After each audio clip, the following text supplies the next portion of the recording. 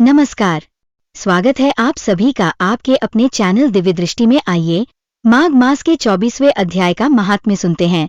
लोमशजी बोले, जिस वन में पिशाच को मोक्ष प्राप्त हुआ था वह वन राजा चित्र का था। राजा चित्र एक परम वीर, पराक्रमी, शास्त्रों का ज्ञाता और ऐश्वर्य से संपन्न था। उसका खजाना स्वर्ण और रत्नों से भरा हुआ था। उसकी हजारों पत्नियां थीं और वह स्त्रियों के वशीभूत रहता था। वह कामुक, लोभी और अत्यधिक क्रोधी था। वह कभी धर्म का पालन नहीं करता था और हमेशा झूठ बोलता था। मंत्रियों की सलाह पर चलता था, लेकिन भगवान विष्णु की निंदा में तत्पर रहता था। वह वैष्णवों से द्वेष करता, विष्णु से शत्रुता रखता और भगवान के भक्तों को यातनाएं देता था। वह खुशामदी लोगों का सम्मान करता था और वेद, कर्मव्रत, दान और धर्म का तिरस्कार करता था। उस आचरणहीन राजा के कारण उसकी प्रजा त्रस्त थी और वह सदैव उसके अत्याचारों को सहती थी। जब राजा की मृत्यु हुई तो उसका दाह संस्कार वेदों के अनुसार नहीं हो सका।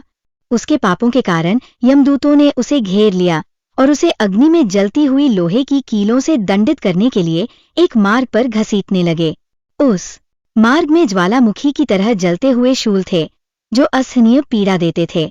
वहां विशाल जबड़ों वाले कुत्ते और श्रृंगाल उसके ऊपर झपटते थे और प्रत्येक बार जब उसे कोई शूल या पशु काटता तो उसकी पीड़ा असहनीय हो जाती थी। यहाँ से राजा के पापों के कारण उसे जो भयानक कष्ट सहने पड़े वह हमारे लिए एक चेतावनी है कि हमें अपने कर्मों और आचार व्यवहार का ध्यान रखना चाहिए। भगवान की भक्ति और धार्मिक कर्तव्यों को नजरअंदाज करने से कभी सुख नहीं मिलता। इसके विपरीत यदि हम ईश्वर के प्रति समर्पण और अच्छे कर्मों का पालन करते हैं तो हमें मोक्ष और सुख की प्राप्ति होती है। उस राजा की चीखें और कराहें इतनी भयंकर थीं कि वह आवाजें भी अन्य सभी आवाजों से कहीं अधिक तीव्र थीं। जैसे जैसे वो अत्यधिक कष्टों को सहन करता हुआ यमलोक पहुंचा, उसे वहां से नरक में डाला गया। पहले उसे तामिस्त नरक में डाला गया, उसके बाद अंध तामिस्त में डालकर उसे और अधिक पीड़ा दी गई। फिर उसे रौख नरक में भेजा गया और वहां की यातनाओं को सहते हुए उसे महारौख नरक में डाला गया। महारौख नरक के बाद उस राजा को कालसूत्र और अन्य नरकों में यातनाएं दी गईं। इन कष्टों के कारण वह राजा मूर्छित हो गया। जब वह पुनः होश में आया तो उसे महावीरी नरक में डाला गया। फिर उसे तापन नरक में भेजा गया, जहां उसकी पीड़ा और बढ़ गई। तत्पश्चात उसे संप्रतापन नरक में डाला गया, जहां वह अत्यधिक जलती हुई अग्नि में तड़पने लगा। इसके बाद उसे संताप नरक में भेजा गया और फिर उसे कामोल नरक में यातनाएं दी गईं। बाद में उसे कुडमल नरक में डाला गया। फिर उसे पूर्ति भूतिक नरक में डालकर और अधिक पीड़ा दी गई। वह तन्मय होकर लौह शकु मृगोयंत्र जैसे कष्टकारी रास्तों से घसीटा गया और फिर शालमली मार्ग से एक भयानक नदी में फेंका गया। इन सब यातनाओं के बाद उस पापात्मा को महाभयानक दुर्दशा वाले मार्ग पर छोड़ दिया गया।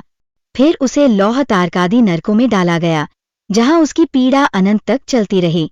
इन सब यातनाओं से उस राजा को अत्यधिक कष्ट और दारुण दुख भुगतने पड़े, जो उसके पापों का परिणाम था। इस प्रकार वह पापी राजा भगवान विष्णु से द्वेष करने के कारण 21 युगों तक नरकों में यातनाएं भोगता रहा। यम की कड़ी यातनाओं से मुक्त होकर जब वो बाहर आया तो उसे गिरिराज पर पिशाच की योनि प्राप्त हुई। यह महाभयानक पिशाच मेरु पर्वत के जंगलों में चारों ओर घूमता रहता था और उसे भोजन तथा जल भी नहीं मिलता था। अत्यधिक कष्ट और दुखों को सहते हुए वह पिशाच एक दिन देववश भोजन और जल की तलाश में उस वन में आ पहुंचा, जहां परम वैष्णव महात्मा देवद्युति का आश्रम स्थित था। वह थकाहारा और भूखा प्यासा एक वृक्ष के नीचे गिर पड़ा और हाय मरा कहकर विलाप करने लगा। वह अत्यंत दुखी होकर कहने लगा, मैं इस प्रकार समस्त जीवों का कोप क्यों सह रहा हूं? कब तक मैं इस नरक सागर में डूबता रहूंगा? कौन है जो मेरा उद्धार करेगा? इस प्रकार विलाप करते हुए वह पिशाच बहुत ही दुख और कष्ट में था। माघ मास के 24वें अध्याय में एक बहुत ही महत्वपूर्ण और शिक्षाप्रद कथा सुनाई जाती है, जिसमें भगवान विष्णु के प्रति भक्ति और धर्म के महत्व को बताया गया है। इस कथा में एक ब्राह्मण की तपस्या और भगवान की कृपा का वर्णन किया गया है। एक समय की बात है, एक गांव में एक ब्राह्मण अपने परिवार के साथ रहता था। वह गरीब था, लेकिन बहुत ही पवित्र और धार्मिक था। हर दिन वह भगवान विष्णु की पूजा करता और उनका ध्यान करता था। वह जीवन में संतुष्ट था, लेकिन उसके पास बहुत कुछ नहीं था। उसकी एकमात्र इच्छा थी कि उसे भगवान की कृपा प्राप्त हो और वह पुण्य कमाने के लिए कुछ विशेष कार्य करे। एक दिन माघ मास का आगमन हुआ। ब्राह्मण ने निश्चय किया कि वह इस माघ मास में कठोर तपस्या करेगा और भगवान विष्णु की विशेष कृपा प्राप्त करेगा। उसने संकल्प लिया कि वह इस महीने में उपवास करेगा, नियमित रूप से स्नान करेगा और भगवान का नाम जाप करेगा। वह एक स्थान पर बैठकर भगवान के मंत्रों का जाप करता और ध्यान में रमा रहता। ब्राह्मण की तपस्या और भक्ति से भगवान विष्णु प्रसन्न हो गए। उन्होंने अपनी दिव्य शक्ति से ब्राह्मण के पास दर्शन देने का निर्णय लिया। एक दिन भगवान विष्णु गरुड़ पर सवार होकर ब्राह्मण के पास आए। ब्राह्मण ने भगवान को देखा और अत्यधिक खुशी के साथ भगवान के चरणों में गिर पड़ा। भगवान ने उसे आशीर्वाद देते हुए कहा, हे भक्त, तुम्हारी तपस्या और भक्ति से मैं प्रसन्न हूँ। तुम्हारे सभी पाप समाप्त हो गए हैं और तुम्हें मुक्ति प्राप्त होगी। भगवान विष्णु ने ब्राह्मण को वरदान देते हुए कहा, तुमने माघ मास में मेरी भक्ति की है, इसलिए तुम्हें पुण्य मिलेगा।